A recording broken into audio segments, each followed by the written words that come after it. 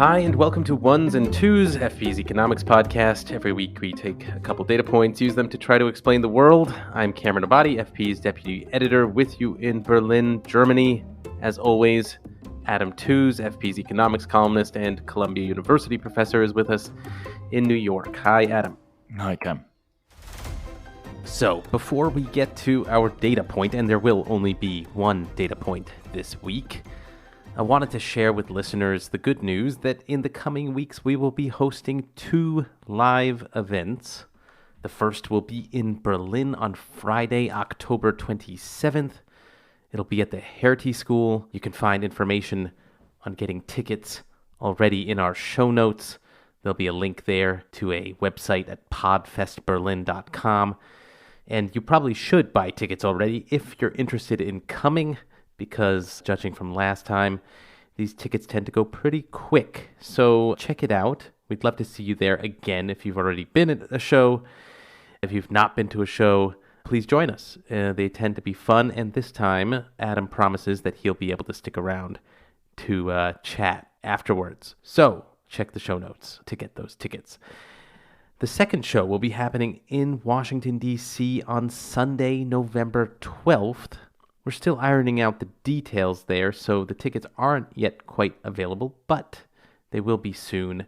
I'll let you know where to get them next week. But now to our data point. And that data point is 1 million, which is the number of people who are on pace this year to seek asylum in Europe. The crisis in Europe is getting worse. The number of migrants arriving is the highest it's been for more than 6 years. Most of the people making the treacherous journey are escaping war and poverty in Syria, Tunisia. Migration in Europe is never long out of the headlines. This month, thousands of people arrived on Italy's shores, and Rome says it's an issue for the whole of Europe. That's along the continent's southern and eastern borders, and those asylum applicants tend to be from Africa and parts of the Middle East and South Asia, respectively. But this humanitarian crisis in Europe is happening in parallel with one in the United States. Some 3 million people have crossed the southern border of the United States. Some portion of those are seeking asylum. And this humanitarian crisis on both continents has now transformed into a political problem. These political crises in Europe and the United States haven't typically been brought into dialogue with each other, but we thought we could try to take a step back and put these migration situations into their common context. We thought we could ask, what is it about the underlying economics that's led to these common migration tensions in the United States and Europe right now? So, Adam, does irregular mass migration of this kind, as opposed to regular skilled migration, does this kind of mass migration we've seen both in the United States and Europe ultimately help or hurt the domestic economy in those places? I mean, is this just a question of time scale, that a temporary economic burden will eventually become an economic boon for these places? Yeah, I mean, it's really an urgent question to try and think clearly about. I think maybe a key point here is not to substantivize the economy, as a thing, or insofar as we do, to recognize just how elastic the conception of GDP is, because things which, listeners might think of as costs, like, emergency provision of accommodation or extra passport processing or, emergency relief of various kinds, in terms of GDP, they all just add up to GDP. Like, they all just add up to more economic activity. So more people coming in requiring more attention, more processing is all just GDP. Where it gets tricky would be if you were going to say that there was some, upper limit of economic activity and that we were at that limit and we were short of various services.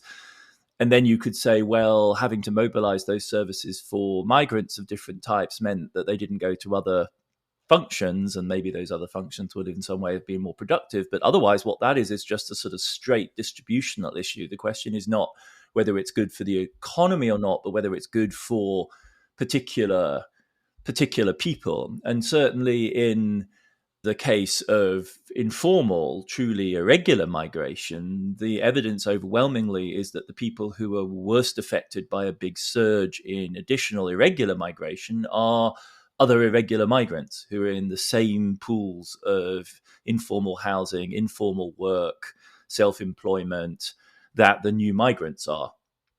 And so that's where the impact on wages is most dramatic. It isn't in the formalized sector, for which the migrants, and particularly the irregular migrants, can't compete.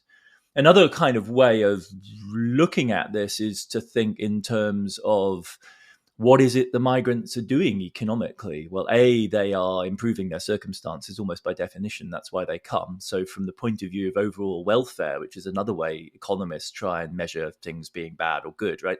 This is unambiguously a step forward. And the other thing they're doing along the way is spending their accumulated savings. Obviously, the optimal migrant strategy is to expend, your savings on the way so as to increase your chances of actually getting into the country that you're aiming for. So a lot of that spending happens on the informal migrant entrepot en route to the final destination. But it's very considerable amounts of money. If you think about the numbers that, people smugglers, the coyotes in the American case, like charge, we're talking thousands of dollars per migrant, which are being expended along the way at various points. There was a huge market for a long time, it's macabre but true, in the inflatable boats along the Turkish border, because people wanted to cross to Greece, to the closest islands, and you needed a boat. And so there was a surge in demand for inflatable boats, for hostel accommodation.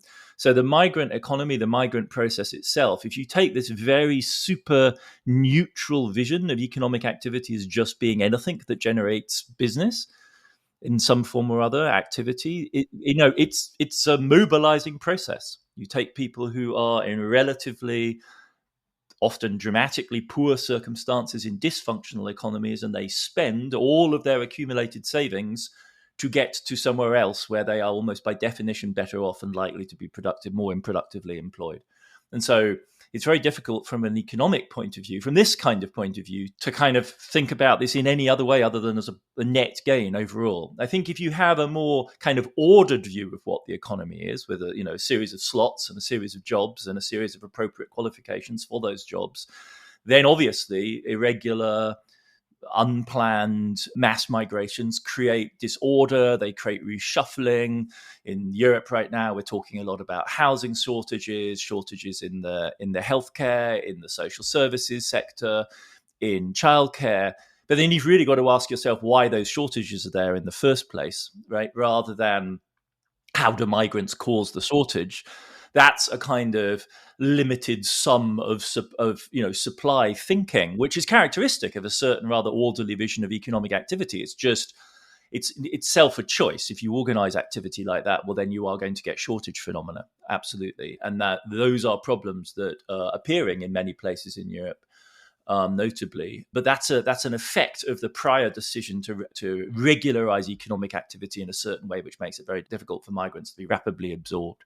If you take this more neutral view of economic activity, which is why liberals on the whole are just wholeheartedly embrace any kind of migration for whatever reason, because broadly speaking, it's got to represent it disencumbers the place the migrants go from, where there are almost by definition too many people, not enough resources, and so you remove the pressure there and you shift folks to places where in every respect they are more likely to be productive and safe and potentially by some utility standard happier. I mean, and just from a GD perspective, so I understand, I mean, there's a positive relationship between just population growth on its own terms and economic growth as a whole, right? I mean, just by virtue of demographic growth, you're increasing the economy in some respect. And and you might say, well, we don't really care about that because what we're really interested in per capita growth. And there you could say definitely if you increase the population with a bunch of desperate people who are perhaps relatively speaking relatively less qualified, then the per capita level could sink. But if you looked at the globe as a whole, right, that's an effect of boundaries. If you looked at the globe as a whole, clearly you've raised the overall global GDP per capita by affording that. And within Europe, there's actually been the EU will use a refugee crisis as an excuse to break budget caps and spend more. They did this with Ukraine, for instance. And so it becomes a kind of fiscal stimulus program. and certainly Erdogan operating, because, one thing for clarity's sake, like the majority of refugees and migrants in the world are not in rich countries, or they end up there, but the big the big holding depot of migrants, the countries with the highest percentage of refugee populations, are places like Pakistan, Lebanon, Turkey for a long time. And there, the situation is more ambiguous because the resources of the society locally are much more strained to start with because they're poorer. You can produce some very negative externalities, especially if you have ethnic and cultural conflict around really large migrant groups. But even there, you get, southeast of corner of Turkey saw very, very rapid economic growth for a while as a result of the economy that developed around the refugees. And the Turks were relatively liberal with regard to allowing the Syrians to set up businesses. The Syrian refugee population was quite highly qualified. And so there was really a relatively positive feedback loop. Not without displacement effects, but that's a distributional question more than an overall economic growth question. So I wanted to ask about our legal framework around the world for asylum. As I mentioned, that's 1 million people this year seeking asylum in Europe, mostly from Africa and parts of the Middle East. But also some share of those millions of people entering the United States will also be seeking asylum. It got me wondering whether the framework we have for asylum is entirely adapted to our just contemporary world of migration and how it works. I mean, I know after all, it was the 1951 Refugee Convention that recognized an individual right to refuge or asylum under certain conditions. That was designed in the post-World War II period. But yeah, has the social phenomenon of mass migration, how it's organized and triggered, has that changed in some basic sense since that time? Does this individual human right still make sense in the same way in this new social context? The history of refugees and asylums is really fascinating. It really is a sort of 20th century history. So there was always the option for states to grant asylum, going back to in the European context, going back to the period of the religious wars. Protestant states would grant asylum to persecuted Protestant minorities. After the French Revolution, various states granted asylum to, a refugee aristocrats who were fleeing from the terror of the French Revolution. But it was a choice by a state to grant asylum. Britain, for a long time, was home to, political exiles and refugees from around the world. Karl Marx, Lenin, everyone was there for a while because they had a relatively liberal understanding of what a state should grant. And it's in the course of the 20th century that the logic, if you gets flipped on its head, and this is no doubt what reactionaries dislike, which is that what was established was an individual right to asylum. So not the option by a state to grant it, but a sort of natural law understanding that individuals had this right to claim. And that was the original, and asylum is best thought of in that sense as an individual category of right. And then even more in the wake of World War II, another set of concepts were elaborated with regard to refugees, which overlap with asylum seekers, whereas an asylum seeker is, if you like, a kind of homing missile. It's an individual who is looking for a place of refuge and applies to a particular state for that refuge. A refugee is a member of a group of people who've been massively displaced as a result of war or persecution, find themselves, first of all, in a second country where they are temporarily safe, and then, as it were, acquire this status of being a refugee, which grants them a right ultimately to resettlement somewhere else, right? So this is the idea of refugee resettlement. So classically, you would have large groups, for instance, of Afghans on the border of Afghanistan, in Iran or Pakistan, making long-range, long-term applications to be resettled in the United States or Europe, something like that kind of model. Whereas the asylum seeker is somebody who has the initiative, the bravery, the resources to somehow get themselves to an airport in Europe and say, here I am, I'm claiming asylum here in your country and I'm invoking this right. And both of these are clearly legal makeshifts for dealing with situations which are extremely, extremely perilous, dangerous, distressing. And so to kind of expect this system to work seems to me kind of almost oxymoronic. Like what we're trying to do here is deal with crisis. We're trying to deal with disaster. And the basic issue is that there are more and more people in desperate situations. And they are more resourced, and they have both, in terms of telecommunications and in terms of actual money, more resource. And so, if you think about the big migrant flows, if you reckon a couple of €1,000 or dollars per migrant for the route, right, and say 5 or 6 million refugees from Syria make it to Turkey or Europe, you're talking $10 billion in spending. Like, these people are using what's left of their assets in Syria to make this move. So if you've got a combination of more information and more resource, even amongst the most desperate, what you will see is a heating up of this system, which then has to somehow sit within this legal framework, which was developed for a period of relatively lower mobility, lower information. Does that make the system broken? I don't think so. It just makes the world more complicated, more dynamic. It requires responsible governments to invest more in managing the system. And what conservatives are reluctant to do is actually just face up to their responsibilities to make this system work. Right now, globally, there are over 5 million people who are in the formal asylum system. There are 115 million people forcibly displaced around the world. The majority of those are displaced within countries, so within Sudan, within Ethiopia. Then there is short-range displacement, and the biggest crises are Ukraine, Afghanistan, Venezuela.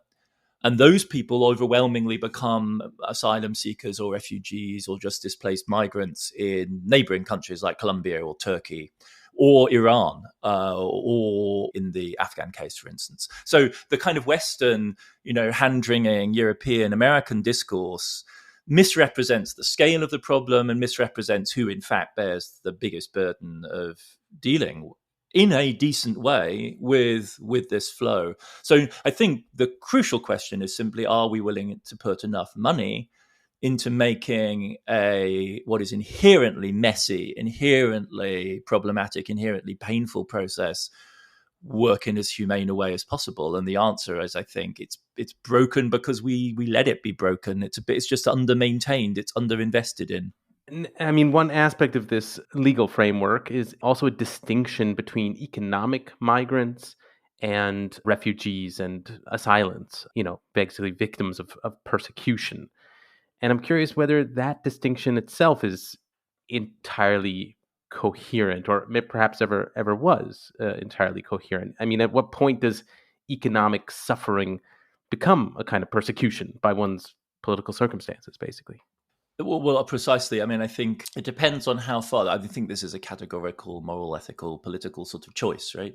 And there are political frameworks, conceptual frameworks, political theories within which it makes sense to draw very hard and fast lines here, and others in which it really, really doesn't. So from a broadly social democratic perspective, as you say, the boundary just becomes blurred if people can't raise their kids in reasonable circumstances, if they're threatened by epidemics, if they can't work and at a decent living. You would surely want to say something like they have a right to find a better life somewhere else. And there is therefore an obligation on other places to admit them. If you go from a kind of strictly, kind of almost Aristotelian kind of vision of what the difference between politics and the rest of life is, then you'd have to say, well, there's clearly a huge difference between somebody who's in the DRC and just would really like to have a decent life and somebody who's from Iran and is very concerned about being executed for some tweet or some social media post they made. And those are clearly categorical differences, right? The person in the DRC is just exercising what you might think of as their rights to try and better themselves and have a decent life. And the other person, regardless of their standard of living, is afraid that they will be incarcerated, tortured, and then then hung or shot or whatever for political crimes. The space in between is then filled by all the situations where it's actually political violence, it's actually political dysfunction, which creates unlivable circumstances. And all of the really big refugee cases around the world are like that, right? Syria and Venezuela, notably, are instances where political dysfunction has led to economic and social crisis, which then causes everyone to want to leave. And unsurprisingly, in circumstances like that, when you then face a bureaucrat asking you, why are you here? You tick the box saying, my home country is in a total mess and I don't feel safe there, or something like that. And that will be true even for, many of the central Central American migrants coming to the US right now who will quite reasonably say, yes, I was totally poor, my life was unsustainable, and there was this ultra-violent gang that was threatening to recruit my 12-year-old boy, and I just couldn't stay there. And so how do you classify that? Like, what is that? It's not political persecution because the Central American gangs aren't political actors in the conventional sense of the word, but the threat of torture and mutilation is no different from the sort of threat and torture and mutilation you might suffer at the hands of a political regime. I think this is, to my mind, again, this is inherently messy, and what the crucial thing is to clearly have different pathways, all of which are predictable, large scale, well funded, and offer folks a half decent chance of being able to realize their vision of a better place. And for clearly the person who is at risk of being executed for a political statement needs immediate help. And someone who desperately wants to get out of an unsustainable situation should be given a pathway that is perhaps less urgent, but it depends on the funding stream. But there should be, as it were, an asylum, a refugee resettlement, and clearly a capacious, big, wide channel for regularized economic migration, adequately funded, so that you have all three operating side by side. And in that case, the boundary disputes between the 1, the 2, and the 3 just become much less salient, because we're basically saying, yes, we're going to approve, affirm, and support people moving. And we're going to do it in 3 different ways. We'll take a break right here, but we will be back in a second to continue talking about the economics of asylum.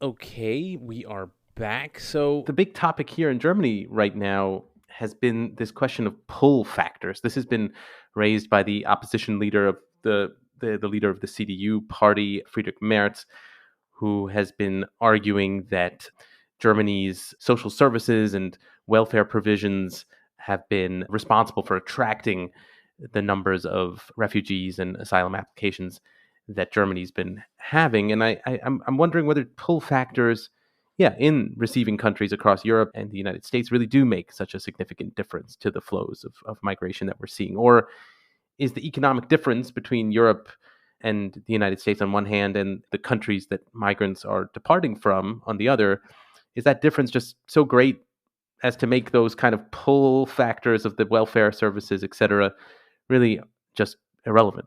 Yeah, this is the sort of welfare magnet theory, which has been seriously studied by a large literature of social science, and there just isn't that much evidence to support this widely held view, which broadly speaking, glues together 2 populist right-wing preoccupations that welfare is bad and migration is problematic, and then you stick the 2 together, and what an excellent sandwich it makes.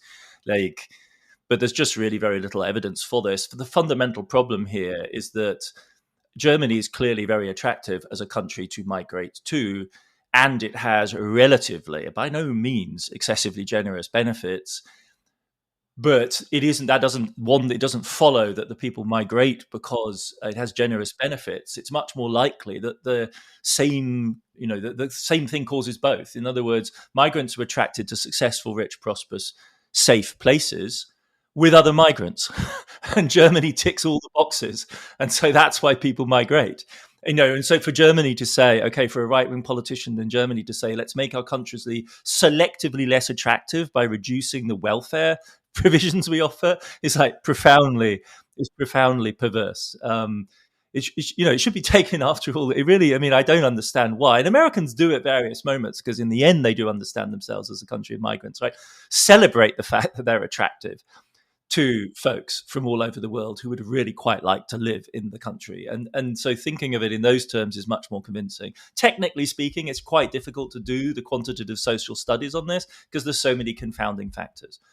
In other words, it is true that Germany has, very generous, relatively generous benefits. It attracts a lot of migrants, but it also has a lot of jobs. And there are a lot of other migrants there. And we know that migrants engage in chain migration. And so once you have a substantial constituency of, Africans in Frankfurt, then more African migrants will think, oh, that's a great city to be. So you go there. And it isn't the specific locational qualities then at that moment of that particular city. It's It's because other folks like me are there and I can get my hair done. I can eat in restaurants I like food in, and I'm just going to meet people. And in the difficult process of finding somewhere to live, there'll be somebody I know who can help me out. So you have that kind of chain migration logic operating. So it isn't the particular circumstances in the place in the end. It's this, a created community that really drives this along. One should be very skeptical about this claim, in short. So one strategy that both the US and Europe have coalesced around to manage this situation is to process asylum applications outside of their respective territories in nearby countries. Yeah, whether in South America or parts of the Middle East or Africa. This would seem to be a kind of de facto end to the legal protections of existing asylum law we were talking about, unless the West can really find ways of, efficiently administering these laws outside their own countries, even as they've kind of been failing to do so at home. And this got me wondering about the economics of just legal administration. I mean, does the legal system of the West simply need more investment so it can efficiently decide asylum cases, as well as just, for example, perhaps more efficiently deport rejected applicants, that kind of thing? I think the simple answer to that is yes, and it's one of the things that's really screamed out at me from doing the research for this session, is we just don't spend enough money on this process. And if we did spend enough, that is the rich countries, the EU, the US, then the entire thing would be less stressed. It would cause less crisis. Now, of course, right-wingers will say, and if you have a smoother process, more people will apply. Small price to pay, I think. Small price to pay for a high-functioning system that retains its legitimacy and doesn't systematically discredit the state in the way a system must, like the asylum system in the US right now, where the US grants annually a couple of 10,000 cases. It has a backlog of 1.4 million cases in the pipeline. And that's more than total asylum cases that America approved over the 30-year period between the early 1990s and 2021. So it is the average court case, and they go through the courts in the US, ran over 4 years. So this is a profoundly discrediting, dysfunctional system. The Europeans complain about backlogs. Both the British and the Germans have big asylum case backlogs, but there are a couple of 100,000 people in each cases for countries which ultimately admit more people under asylum law than the United States does. So there is a major dysfunction right now in the American legal system with regard to the processing of asylum cases. Unsurprising for anyone who's dealt with any kind of part of the American bureaucracy right now. And really disastrously underfunded. And clearly then you're going to end up with the impression of a broken system. The refugee resettlement program in the United States, which is the one which takes people from refugee camps around the world and flies them to the United States and provides them with, properly integrated resettlement in the US. In a sense, this should be the jewel in the crown of your system, right? Because you're taking people in extreme distress who are going through an organized process and then resettling them, has a top cap, which the Biden administration raised to 120,000 from derisory levels under Trump. But they're not able to actually resettle more than about 15 to 20,000 people a year, despite having a legal cap, which will be 5 or 6 times higher than that. Why? Because the Trump administration gutted the organization which actually has to deliver that orderly process of resettlement. So the infighting within state bureaucracies is crucial here. And yes, we need to recognize this not as some appendage that we would rather not have to deal with, but as an essential function of modern rich states is to smoothly process and deal with these kind of cases. And yeah, we're just choosing not to, and that makes the systems broken. And then you start having these, really kind of outlandish, explicitly racist strategies, which are basically just about trying to hold other people at arm's length. Apparently, virtually all of the rich countries seem to propose this at various points. The big exponents of this strategy in Europe are the lovely Danes, who from the 1980s onwards have been advocating various types of offshore processing facility. The Australians operated a notoriously brutal regime with Pacific Island neighboring states. One of the tricks of this kind of trade is to shift the processing itself to a third country without actually making provisional funding for that third country to handle the cases effectively, so that de facto you just create a kind of logjam and an obstacle. And that was also the way in which the systems put in place by the Trump administration, which were about holding cases in Mexico or in Central America, operated as well. De facto, they were dead-end processes, and to its credit, the Biden administration has wound up those programs since 2021. because they're a scandal. They're a blot, on what ought to be regarded as a like I say, this should be a crown jewel thing. Like this is something that rich states ought to regard as a privilege, really, that they are in the position to welcome refugees and desperate people in this way and provide them with, decent reception. And we know how they do in good cases, right? The way in which, for instance, Israel at various points has welcomed Jewish populations displaced from the Arab world, or the way in which Europe, including very unlikely places like Poland, extended an extraordinarily moving welcome to Ukrainian refugees in the beginning of the war. That's what this kind of interaction should look like routinely for everyone in it, right? And instead, it's this highly selective process, which is clearly coded in terms of, the classic discourse in the Ukrainian case was, but they look just like us. Which appears to be, the ultimate source of solidarity here. Oh, goodness, yeah. Well, to end, maybe I'll try to ask something maybe that's more hopeful. And I guess I'm wondering, how can host countries make this process just any smoother politically? I mean, would greater domestic investment reduce the kind of domestic resistance to migration in this way? Or should migrants, for example, be allowed to work as soon as possible, even while their applications are pending for asylum or refugee status? I mean, what other strategies could countries use to just, make the politics a bit smoother? Yeah, I mean, all of this open-minded, vision about migration that you and I have been laying out here, I think has to be conditioned on removing the scarcity constraint domestically, right? So insofar as you, for a variety of different political reasons, debt breaks, fiscal policy rules, or whatever else, decide that there is going to be a shortage of housing or a shortage of creche places or a shortage of social work, then if you pursue an open door migration policy or a relatively liberal migration policy, you are steering directly into hard win-lose trade-offs. Like you're deliberately creating that situation, or at least, if not deliberately, willfully creating that situation. If you want this to work in a way that doesn't cause those kind of conflicts, then you do indeed have to look at growth-orientated strategies, which are about investment in the necessary facilities to absorb new migrants. And we're blessed right now across the advanced economy world in having relatively tight labor markets. So unemployment, which in the late 70s, 1980s was one of the big drivers of xenophobia and racism, is less of a relevant concern in the current moment. But social provision housing absolutely are. And that's really where there needs to be spending. And I I did an op-ed about this in the FT at the weekend and did it from first principles almost. Like it's almost, I think, also a kind of strategy of, okay, if you're the governing elite of a liberal country that wants to operate a large-scale migration policy, which de facto Germany has, when you look at yourself in the mirror, do you want to have said also, oh yes, and at the same time I restricted housing because that sounded like such a good idea? Or do you want to look at yourself and say, and I was joined up and coherent enough to actually imagine that we probably therefore needed more housing and creche places because that otherwise would look like a ticking bomb.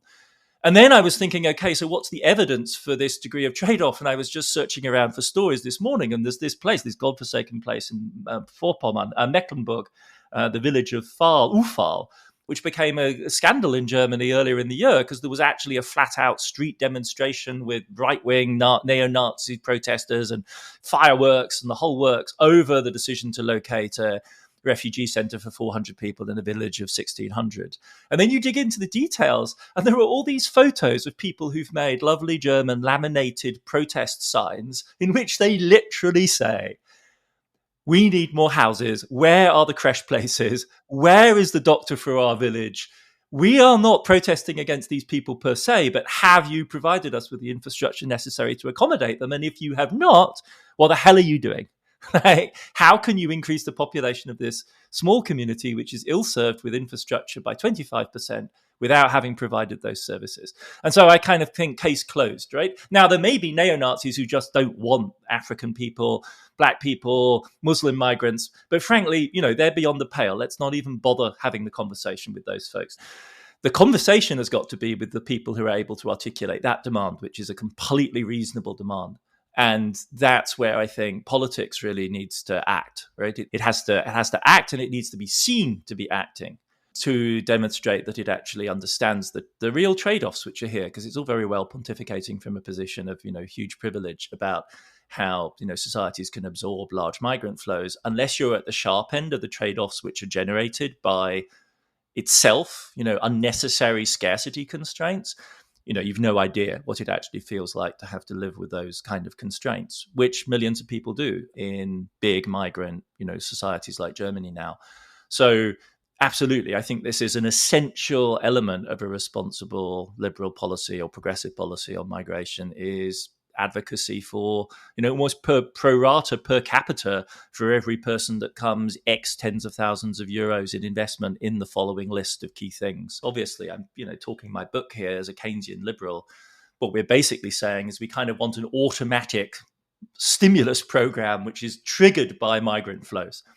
And whenever we have a large migrant flow, there is an accommodating, assisting, supporting fiscal program, infrastructure, education spending program that goes with that. And so then you would have like this growth mechanism. And that literally is the model for American growth in the 19th and 20th centuries. There is an incredibly strong correlation between foreign investment in the United States during its growth period and migration. That's the dynamic that made the United States what it is. Not just the migrants by themselves, the poor and huddled masses, but the money that went with them and the infrastructure that went with them.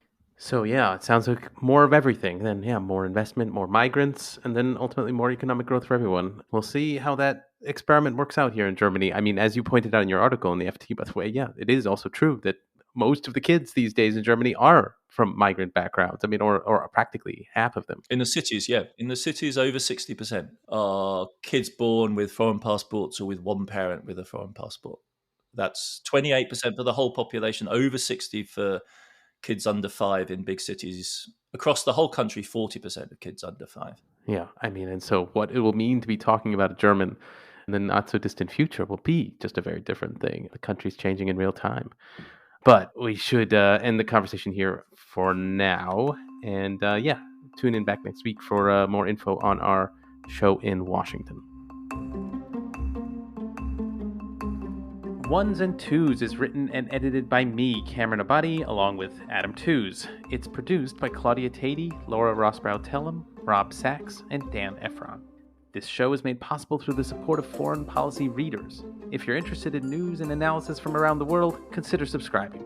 Listeners to Ones and Tooze even get a 15% discount. Just go to foreignpolicy.com/subscribe and use the promo code TOOZE at checkout. That's TOOZE.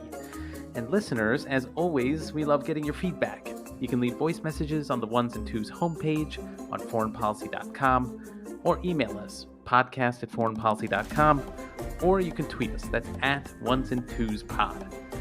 Thanks very much for listening, and we'll be back in your feed next week.